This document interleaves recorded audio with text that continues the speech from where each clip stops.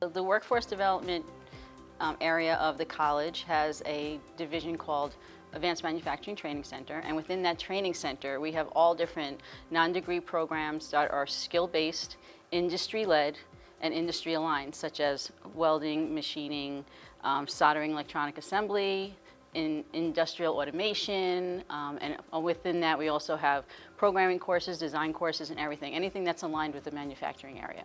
Everything is skill-based. It's 1 semester long. It's very hands-on because everything they're learning is for a career, and the companies actually come into our classrooms and recruit right out of our class. Every 2 weeks I do go to the CNC machinist class, assess the students. I get to know the professors, the instructors that are there, and the students, and assess how they're growing. Suffolk County Community College has created a great pipeline for Pressipart. The students have a good foundation, a baseline that we can use, that we can build on that. So right now I'm a machinist in the apprenticeship program. Here at Pressipart, they train us well. Suffolk prepares you very well for the next step. There are certifications, national and international certifications associated with every program that we have. So these are classes or programs that they can take and they can go anywhere with. You can do it. You can study, you can work, you can keep learning if we want to continue a career.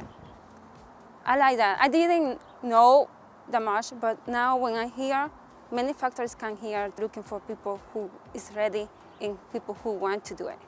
So I feel good for that.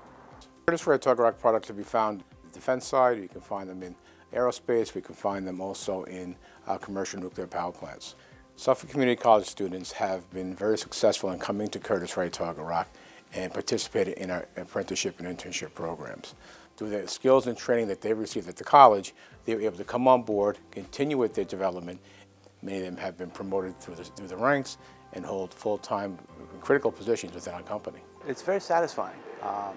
Once you get over the intimidation factor, which is there whether you want to admit it or not, especially when you're first starting to weld, it's a really, really cool process.